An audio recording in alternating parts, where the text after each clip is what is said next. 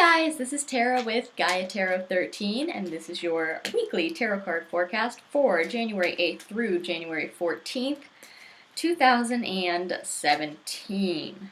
As always, with the weeklies, I'm pulling 3 cards, one for your work and financial life, one for your love and romantic life, and one for your home and family life. Okay, here we go.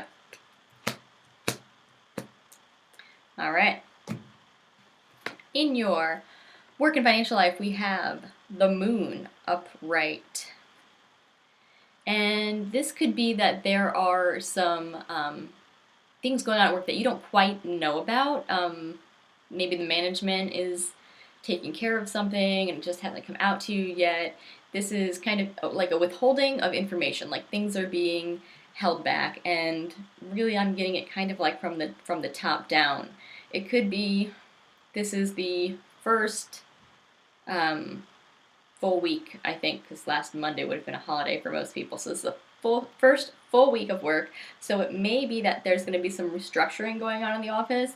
Restructuring is not always synonymous with firing, so don't get all stressed out. It could just be like a reassignment of tasks, or maybe the office is moving to a different location, or some sort of like change could be going on, however that may happen in your place of business, however they would restructure in your business, and perhaps like the management just hasn't said anything about it yet, like they haven't told you yet, whether it is something like a restructuring of the office or just like a redistribution of workload. You know, you'll find it eventually, but it's just that this week that information is being held back. In your love life, we have the Two of Cups reversed, and sorry, got something over here distracted, sorry. Two of Cups reversed, and this is like an incompatibility in a partnership. Remember that Mercury is direct now, so I'm getting a feeling like this might harken back to anything that happened at like the end of November or the beginning of December.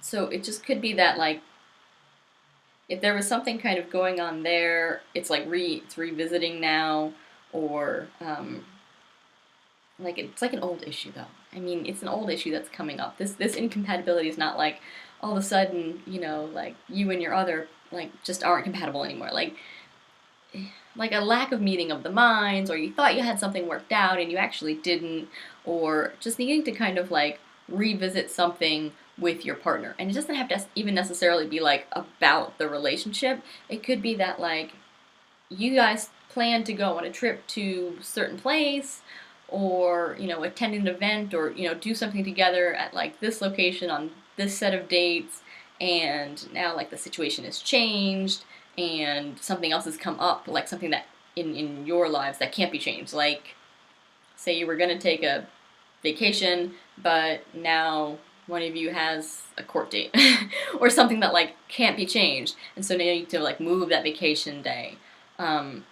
So like an incompatibility like with regards to that new thing coming up, and so that needs to be prioritized and this needs to be moved. I mean, it could be like an incompatibility in your relationships, like you aren't on the same page. All of a sudden you thought they needed or wanted something, and so you were trying to do that, but now you find out like you maybe just misinterpreted it or something. But there is some sort of like an incompatibility, but remember, it doesn't have to be just between the two people proper. It could be, you know, something going on in your lives as a unit. In your home life, we have the Hangman, and this is upright. You are going to want to stay out of it this week. If you know there are arguments going on, if that is what this is, if you know with your partner in your household, don't engage. If it is like your kids are having a spat between each other or a spat with your friends, like don't take a side, even if like you want to kind of tell your kid like, no, that other person kind of is right, you were kind of treating them like junky, or you were being mean to them or whatever, like don't do that. Normally I would say that's okay to say to your kid, but this week you don't want to pick a side in whatever sort of household way this is coming up. I'm a very like definitive person. I'm a very decision-y person. And so this is going to be kind of hard for me this week. But I would just say try not to make any major decisions. I mean, you can't just go a whole week without making any decisions on anything ever, you know. But like if you're, like specifically with your home, if you're going to get a new apartment, or you're looking at buying a house, or you want to change your roommates, or you know, something like that, like maybe just give it a week and see if you're still feeling the same way next week.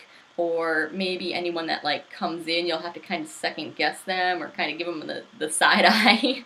Like, do I really want them as my roommate, kind of thing this week.